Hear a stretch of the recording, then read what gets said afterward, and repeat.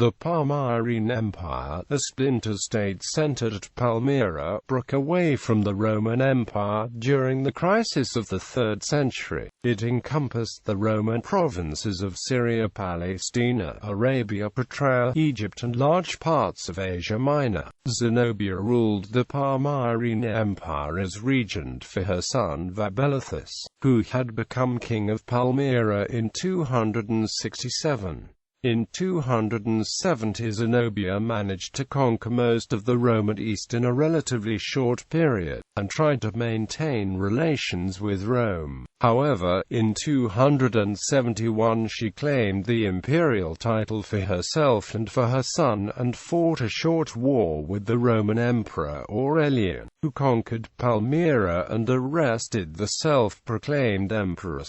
A year later the Palmyrenes rebelled, which led Aurelian to destroy Palmyra. The Palmyrene Empire is hailed highly in Syria and plays an important role as an icon in Syrian nationalism. Background: following the murder of Roman Emperor Alexander Severus in 235, general after general squabbled over control of the empire. The frontiers were neglected and subjected to frequent raids by Carpians, Goths and Alemanni, in addition to outright attacks from the aggressive Sassanids in the east. Finally, Sémhur I of Persia inflicted a disastrous defeat upon the Romans at the Battle of Edessa in 260, capturing the Roman Emperor Valerian, and soon, Quietus and Macrianus rebelled against Valerian's son Gallienus and usurped the imperial power in Syria. The Palmyrene leader Odanathus was declared king, and remained nominally loyal to Gallienus, forming an army of Palmyrenes and Syrian peasants to attack Sémhur. In 260, Odanathus won a decisive victory over Sémhur in a battle near the Euphrates.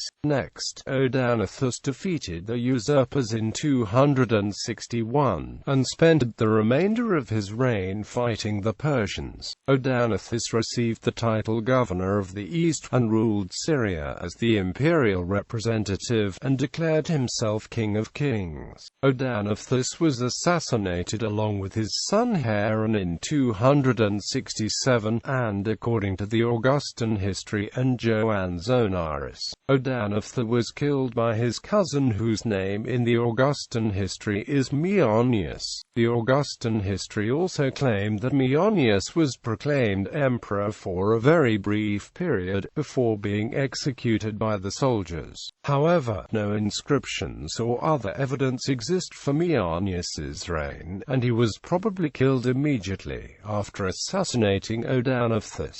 Odanathus was succeeded by his minor sons, with Zenobia, the 10-year-old Vaballathus. Under the regency of Zenobia, Vaballathus was kept in the shadow while his mother assumed actual rule and consolidated her power. The queen was careful not to provoke Rome and took for herself and her son the titles that her husband had, while working on guaranteeing the safety of the borders with Persia, and pacifying the dangerous Stanakids tribes in Hauran. Establishment. Aided by her generals, Septimius Zabai, a general of the army, and Septimius Zadas, the chief general of the army, Zenobia started an expedition against the Tanakids in the spring of 270, during the reign of Emperor Claudius II. Zadas sacked Bosra, killed the Roman governor and marched south, securing Roman Arabia. According to the Persian geographer Ibn Khordad Bey, Zenobia herself attacked Doum at Al-Jandil but could not conquer its castle. However, Ibn Khordad Bey is confusing Zenobia with Al-Zaba, a semi-legendary Arab queen whose story is often confused with Zenobia's story. In October of 270, a Palmyrene army of 70,000 invaded Egypt, and declared Zenobia queen of Egypt. The Roman general Tenagino Probus was able to regain Alexandria in November, but was defeated and escaped to the fortress of Babylon. where he was besieged and killed by Zadas, who continued his march south and secured Egypt. Afterward, in 271, Zaba started the operations in Asia Minor, and was joined by Zadas in the spring of that year. The Palmyrenes subdued Galatia, and occupied Ankara, marking the greatest extent of the Palmyrene expansion. However, the attempts to conquer Chalcedon were unsuccessful. The Palmyrene conquests were done under the protective show of subordination to Rome. Zenobia issued the coinage in the name of Claudius's successor Aurelian, with Vaballathus depicted as king, while the emperor allowed the Palmyrene coinage and conferred the Palmyrene royal titles. However, toward the end of 271, Vaballathus took the title of Augustus along with his mother.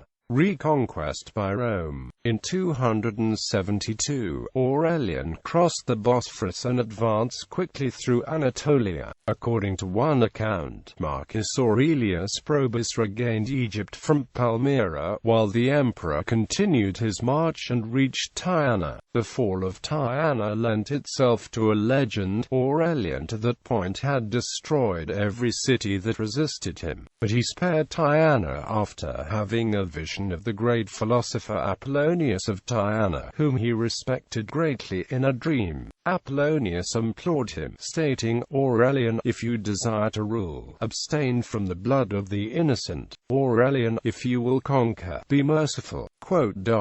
Whatever the reason for his clemency, Aurelian's sparing of Tyana paid off. Many more cities submitted to him upon seeing that the emperor would not exact revenge upon them. Entering Issus and heading to Antioch, Aurelian defeated Zenobia in the Battle of Imma. Zenobia retreated to Antioch, then fled to Emesa, while Aurelian advanced and took the former. After regrouping, the Romans first destroyed a Palmyrene garrison stationed at the fort of Daphne, and headed south to Apamea. Then continued to Emesa and defeated Zenobia again at the Battle of Emesa, forcing her to evacuate to the capital. Aurelian marched through the desert and was harassed by Bedouins loyal to Palmyra. However, as soon as he arrived at the city gates, he negotiated with the Bedouins, who betrayed Palmyra and supplied the Roman army with water and food. Aurelian besieged Palmyra in the summer of 272, and tried to negotiate with Zenobia on the condition that she surrender herself in person to him, to which she answered with refusal. The Romans tried to breach the city defenses several times but were repelled. However, as the situation deteriorated, Zenobia left the city and headed east to ask the Persians for help. The Romans followed the empress, arrested her near the Euphrates and brought her back to the emperor. Soon after, the Palmyrene citizens asked for peace, and the city capitulated. Aftermath: Aurelian spared the city and stationed a garrison of 600 archers led by a certain Sandarian as a peacekeeping force. The defenses were destroyed and most of the military equipments were confiscated. Zenobia and her council were taken to Emesa and put on trial. Most of the high-ranking Palmyrene officials were executed, while Zenobia's and Vaballathus's fates are uncertain. In 273, Palmyra rebelled under the leadership of a citizen named Septimius Apsios, and contacted the Roman prefect of Mesopotamia Marcellinus, offering him to usurp the imperial power. Marcellinus delayed the negotiations and sent word to the Roman emperor, while the rebels lost the patience and declared a relative of Zenobia named Antiochus as Augustus. Aurelian marched against Palmyra and was helped by a Palmyrene faction from inside the city, headed by a man with senatorial rank named Septimius Yadudan. Aurelian spared Antiochus but razed Palmyra to the ground. The most valuable monuments were taken by the emperor to decorate his Temple of Sol, while buildings were smashed. People were clubbed and cudgeled, and Palmyra's holiest temple pillaged.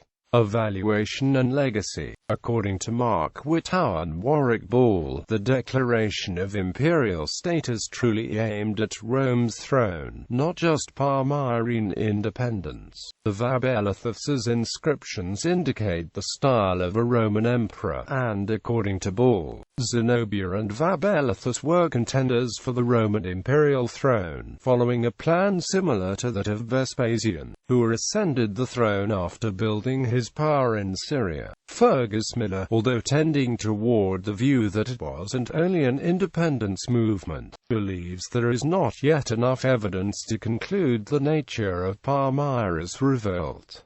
Andrew M. Smith too considers the Palmyrene Empire as a bid for both independence and the Roman throne. Palmyrene royalty used Eastern titles such as King of Kings that had no relevance in Roman politics, while the conquests were in the interest of Palmyrene commerce. Finally, it was only in the last regnal year of Zenobia and Vaballathus that the Roman imperial rank was claimed. Ferdinand Lott agrees that it was a Palmyrene movement aimed toward independence, which is an almost universal view amongst Arabo and Syrian scholars such as Philip Currie-Hitti. The revolt of Palmyra is used as a theme in Syrian nationalism, and Palmyra is viewed as exclusively Syrian, and treated as a fighting city that threw off the imperial dominance and relieved the people from tyranny. A Syrian TV show was produced based on Zenobia's life, and she was the subject of a biography written by Syria's former Minister of Defense Mustafa Talas.